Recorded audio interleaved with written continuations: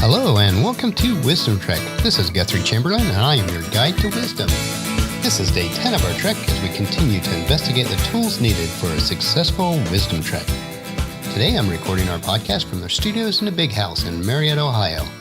One of the pleasures of being here at the Big House is to be able to walk around the property and realize this is the same property that my parents, grandparents, and great-grandparents walked on.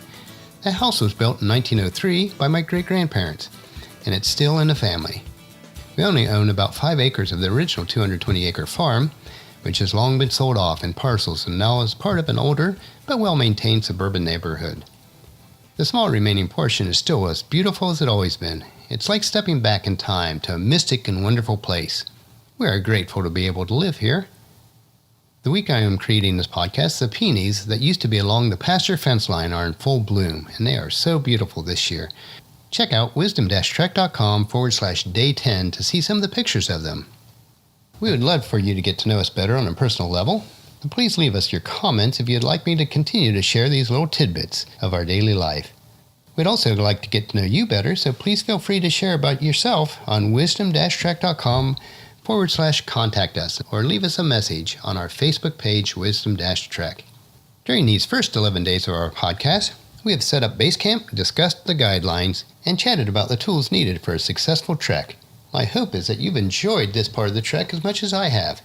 Today, we are continuing our exploration into the tools or equipment we need in order to gain wisdom, to live fully, to enjoy our trek of life while we are creating our living legacy.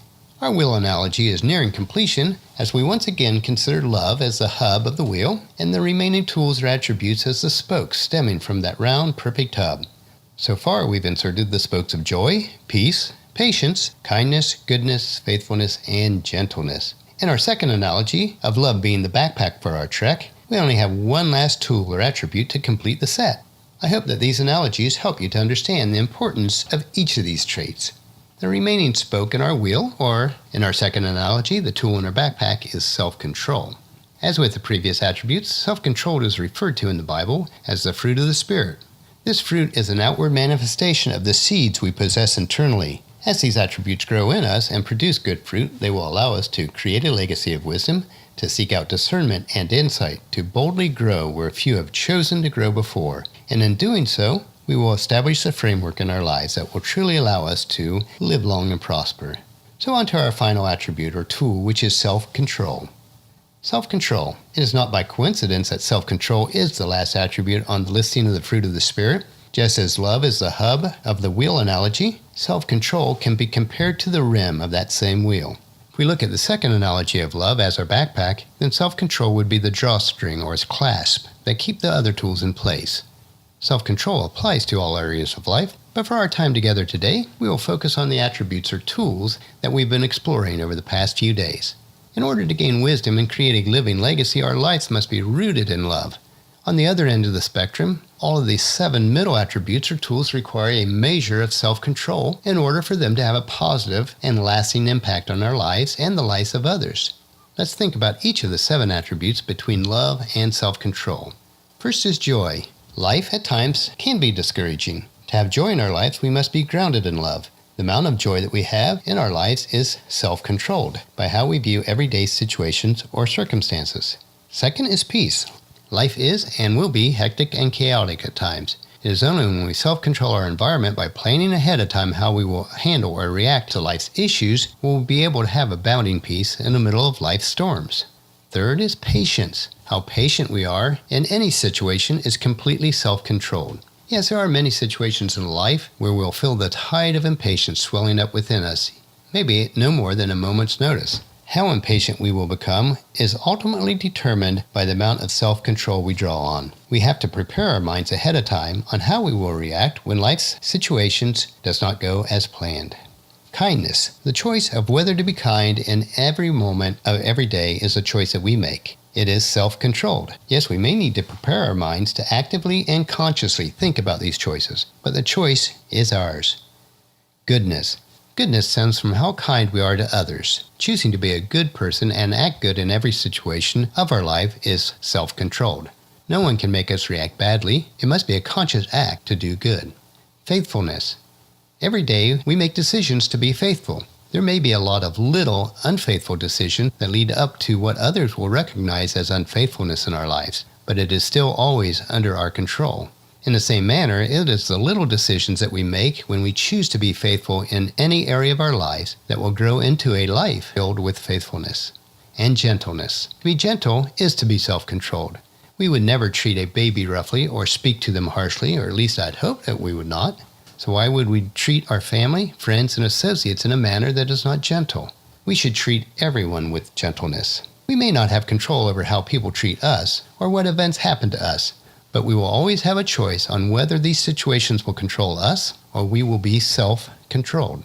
Long term, the only way people or events can control us is if we've given them permission to control our lives. As we will look at quite often on our Trek for Wisdom, all actions are first controlled by our thoughts. Even when we make stupid, apparently mindless decisions, as I certainly do from time to time, these decisions are based on what we've allowed into our minds previously. If we don't control what we think about, then we can't control what we do. Each of us are responsible for our actions and our reactions. You might think about it this way. Control your thinking, or thinking will control you. What the mind dwells on, the body acts on.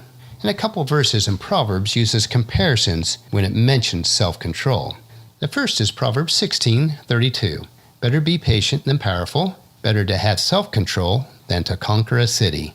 And the second is Proverbs 25:28. A person without self-control is like a city with broken down walls. In several passages in the New Testament, just as gentleness was a prerequisite for leadership position within the church, self-control is always listed. This is true in any type of organization. Leaders must have self-control in all areas of life. A lack of self-control in one area is a precursor to a lack of self-control in other areas of life, even when it's not immediately evident. Self-control is difficult, but achievable. Ultimately, it all begins in our minds, but it always ends in our actions. Wayne Dyer put it this way: we cannot always control what goes on outside of us, but we can always control what goes on inside. Well, we could go on with self-control for many days, and we will touch on it many times in our trek. But for today, that is a large enough nugget of wisdom to digest. This is our last day on the 9 tools that we've talked about in the fruit of the Spirit. If you haven't completed the 9 tools self-assessment to see which attributes in your life that need a little bit more nourishment or cultivating without ignoring the existing strong points, I certainly encourage you to do so. That'll finish our podcast for today. Tomorrow we will look at the 7 columns or pillars of wisdom. Please check into camp tomorrow for another day of Wisdom Trek, Creating a Legacy. As a reminder, I provided tools to assist you in these areas on our free resources page on wisdom-trek.com/resources. I encourage you also to leave a discussion topic, comment, suggestion, or question about the podcast on our comment form on wisdom-trek.com/day10, or email me at guthrie@venturecg.com. If you've not done so already, please subscribe to Wisdom-Trek through iTunes or player of choice so that it will automatically download for you each day. And please leave us a rating on each episode and spread the word to everyone you know to join us on our Wisdom Trek. And I certainly thank you for that. And check out wisdom-trek.com, our daily journal, our wisdom nuggets, and our free resources. And as we take this trek together, let us always live abundantly or fully, love unconditionally, listen intentionally, learn continuously, lend to others generously, lead with integrity, and leave a living legacy each day. This is Guthrie Chamberlain reminding you to keep moving forward, enjoy the journey, and create a great day. See you tomorrow.